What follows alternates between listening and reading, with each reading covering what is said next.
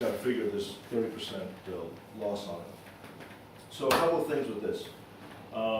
Second most tender muscle. I mean, you can see the marbling on this is just crazy. One of the things about this is the meat fibers themselves are what we call large meat fibers, and then they have a lot of fat between them, which keeps it very soft. So in South America, where they love their steaks well done, end of story, this is actually preferred over tenderloins. The reason is because it has more marbling and because the muscle fibers are larger. So when this is cooked to well done, it's still quite soft. When you cook a tenderloin to well done, it'll actually get tough because there isn't enough fat in there to keep those fine muscle fibers apart. So it's really a great steak like that. I use this for a couple different things. I use this for carpaccio because it's so soft. I'll just freeze it up slightly and then slice it paper thin and shingle it out. One of the other things we have is at lunch, we have some small steaks that we serve these on. And these are called feather steaks.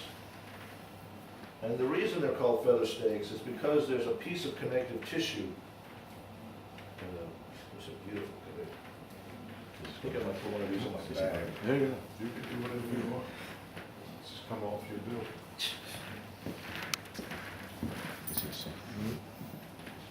So, even with that connective tissue, one of the things that most chefs will say is that's going to be tough. But this connective tissue is actually collagen. So it actually cooks soft. It actually gets very soft as it cooks. But the problem is at this end is it's really thick. So consequently, you can only get to about a third at best of feather steaks, and then that's no longer an option because the sinews becomes too thick. So what we do then is we take this off, and this, and you do the same thing on the other side. This now is similar to a flank steak. And as a flank steak, what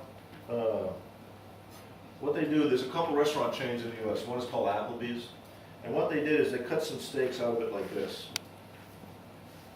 So again, what I'm showing you is you cannot do feather steaks. You can take the whole piece and you'll have to clearly have one more here to get 3 out of this. But what ends up happening is you end up, again, your yield is going down. Depending on the size steak you cut, if you cut these at 180, you're going to get more yield. If you cut them at 225, you actually end up with less yield because to get those 225-gram steaks, you're going to have bigger pieces left at the end. So it's just something to think about if you're trying to use this as a steak. So now this is what they would serve as at Applebee's. They just call it the Applebee's steak. And when they did their promotion, they bought 1 million pounds. I mean, they went to the bank on these things. At that time, they were relatively inexpensive. They weren't very well known. And so they could make their own name up, but no one knew what this steak was. The challenges with this steak are a couple. One, most steaks, the meat fibers go up and down on the grill. This steak, all the meat fibers are horizontal. So when you put this on the grill or flat top, it ends up doing this thing. The meat muscles, the fibers will shrink up, and it causes it to puff up.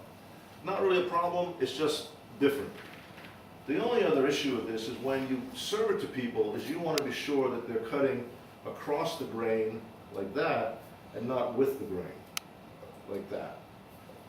And the reason for that is a simple one. If you cut with the grain, it's like putting a shoelace in your mouth and trying to chew on it. Your teeth won't cut through it. You'll have a long meat fiber you're dealing with. When you cut it short, your fibers are very short and it's much easier to chew.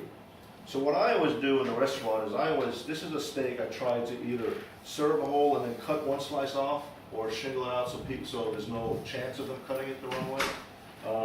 And I never have any problems with it. The other one I've done is I've actually taken and I've cut it in 2 triangle pieces because then they always end up cutting it the right way.